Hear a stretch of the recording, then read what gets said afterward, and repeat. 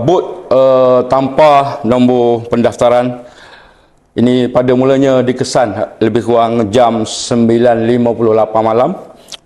Ketika bergerak laju dari Kuala Besar menuju ke Kota Baru dalam keadaan bergelap dan mencurigakan.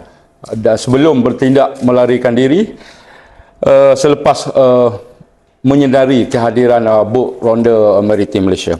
So, bot kita bertindak mengejar bot tersebut sebelum memasuki perairan Cetek dan ini menyebabkan bot tersebut telah dapat meloloskan diri.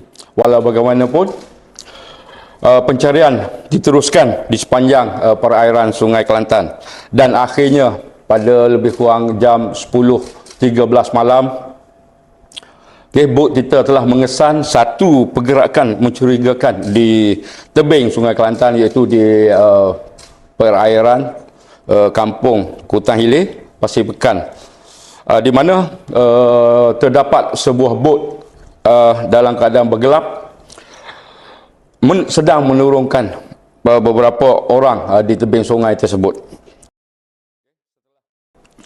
Dan pemeriksaan lanjut pada kenderaan tersebut juga, kita telah menemukan sebuah beg hitam yang mana di dalamnya mengandungi kad pengenalan warga negara Malaysia yang kita syaki bertindak sebagai tekon darat.